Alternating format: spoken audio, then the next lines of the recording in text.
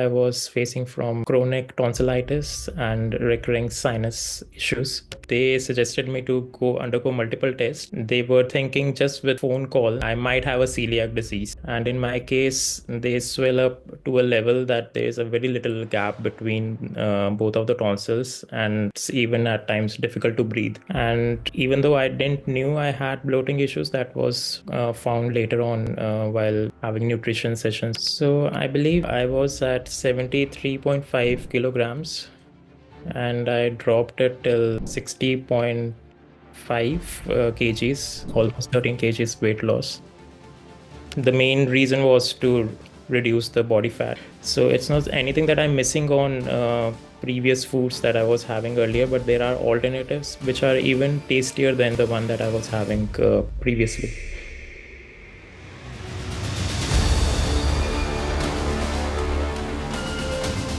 Hi, Nilesh. Can you hear me? Yeah. Nice. I got to know from my team that you have been consulting us for your nutrition workout and you have seen great changes in your overall physical condition. So my team was very excited for me to take this consultation and this counseling session. And I think this is the first time I'm seeing you on a video call. Yeah, I guess the first we talked was over a phone call, yeah, Yeah, back in June, yeah, correct, 24.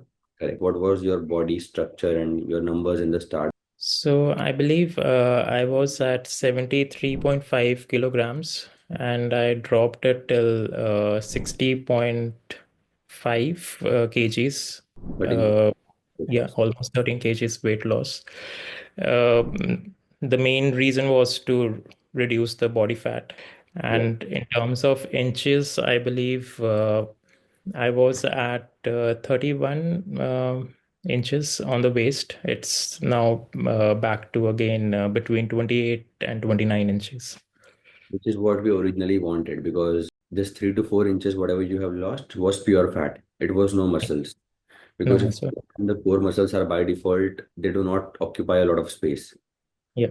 Yeah, and even if you go to have a waist of 31, 32 inches with all the muscles in your body, you need to have a lot of muscles. So Yes. technically, in case if you just have to ascertain whether you lost fat or muscles, you lost pure fat. So Yeah.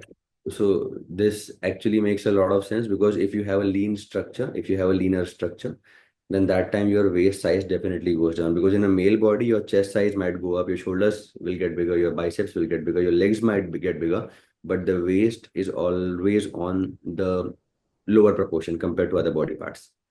And that's Yeah. why we say V shape. Yeah. While I reached out to you guys back in June 24, prior to that, I was facing from chronic tonsillitis and recurring sinus issues. And even though I didn't knew I had bloating issues, that was found later on while having nutrition sessions with Shubham. But that was also something that was happening from quite many years. And because of the chronic tonsillitis majorly, I had multiple strength related issues because whenever I used to hit the gym, they used to flare up, and I used to get again on the bed to take multiple days of rest even before I could get back into strenuous physical activity. By the time when I was joining my tonsillitis was already starting to get normalized after almost 2.5 years or so. So I wanted to get back into the fitness journey again. Makes sense. Nilesh, for people who don't know how it feels to have tonsillitis and how it feels to have sinus issues, would you just explain that feeling or emotion, like how exactly you feel when you have these kind of issues, so that they will also find it Yeah. related in case if they have such issues? So, what exactly do you feel? So tonsillitis is, as everyone know, there are those two glands on our back of our throat. They tends to swell up a lot when they get infected. And in my case, they swell up to a level that there is a very little gap between both of the tonsils, and it's even at times difficult to breathe. Hmm. And there's a lot of dryness in the throat, and you're constantly grasping for water and even having difficulty to breathe. To fix the dryness, to balance out the dryness, you Yeah, have to constantly keep on drinking water. constant. Keep on hydrating yourself. That's very important. And my tonsils are also of such quality that I cannot take anything cold, because there are two types of people who can rely on cold stuff to get them like the swelling down. But if I take anything cold, they even swells even further. So I'm constantly on warm fluids or anything. Naturally, I used to take milk along with turmeric and some desi ghee in it, which used to help with the immunity and even reducing the swelling.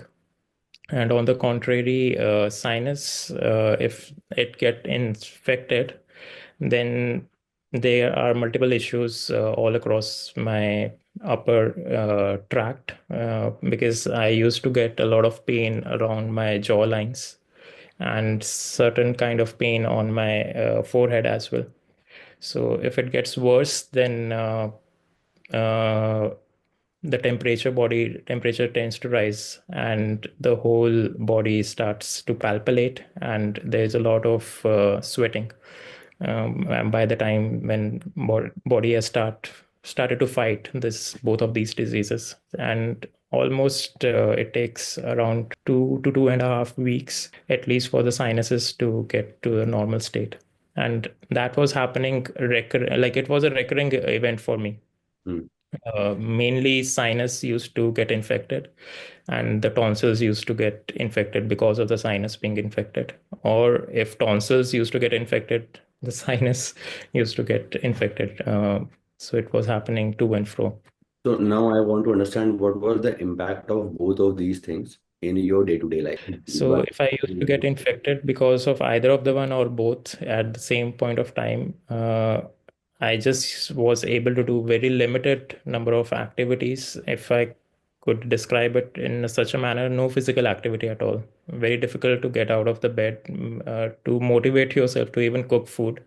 That was a very big challenge. And then having to work day to day. Luckily, after COVID, I didn't have to go to the office. If that would had been the case, then traveling every day to the office with the sinus issue becomes very difficult because your body does not have that strength to pull you off throughout the day. So it wouldn't have been possible for you to go to the office if there was a requirement of going to the office post-COVID, right? Yeah, it would have been quite difficult because of the recurring sinus issues and tonsillitis. And the only thing that was helping out was being able to work from home. And whenever I was able to get rest between work and meetings, I used to take a nap. So that because body demands a lot of rest, what I have understood over the years during sinus and tonsil being infected.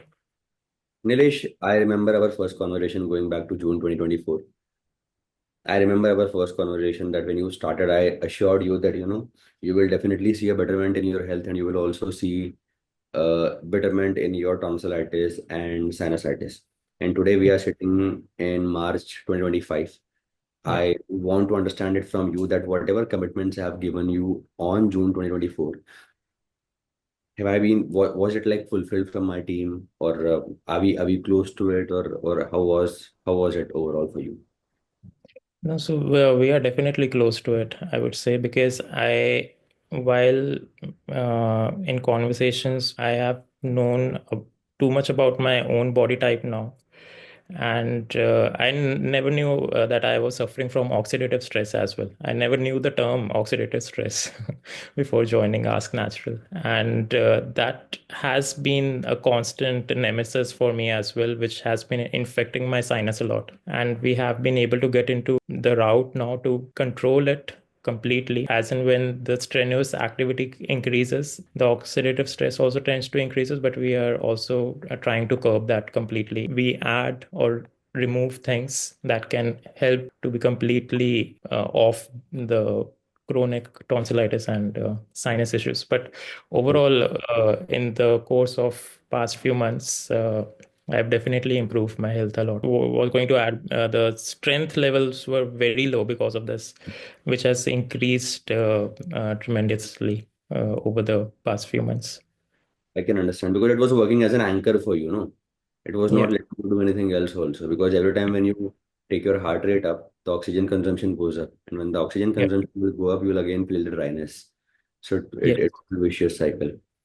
Yeah, mainly is tackling chronic issues that I had. And I would also like to talk about the chronic bloating issues that we found in the month of September. For almost 1.5 months, it had gotten to a stage wherein it might be a bit of a longer story, but I'll just still No, go try to ahead. keep it short. It had gotten so worse, we ultimately decided let's have a consultation with a gastroenterologist.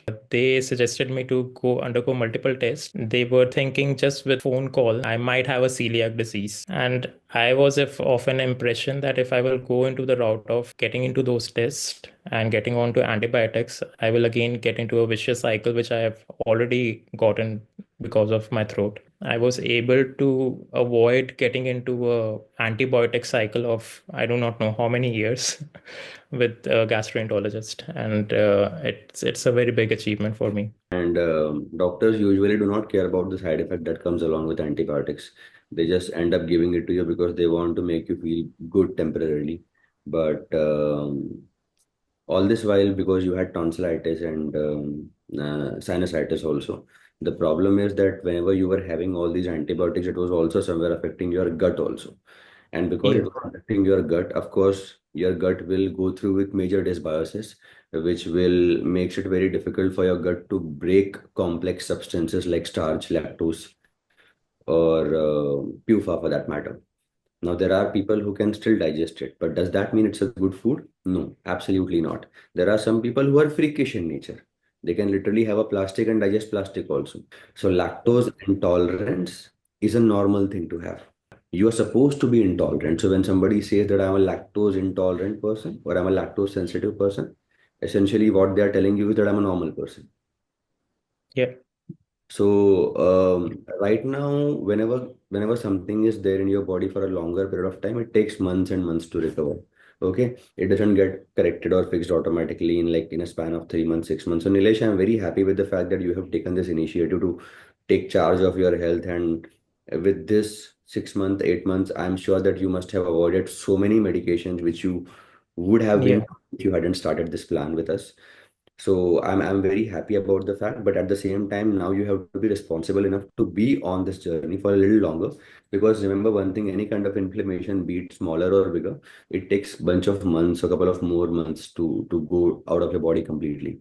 While I was in my university, the effects of medicines would have been there because I was wrongly diagnosed for almost 1.5 years, which was not required to be taken by me because I was having stress or panic attacks, but not epilepsy. And that residual would have been there in the gut and the constant medication that I was taking for the throat. I believe it's not that I'm missing out on foods that I'm not eating now. So it's not anything that I'm missing on previous foods that I was having earlier, but there are alternatives which are even tastier than the one that I was having previously. Fair enough, Nilesh. Thank you so much for Great. giving us your Good time. time. It Yeah. was lovely chatting with you. I look forward to connect with you again. Likewise. Cheers. Bye.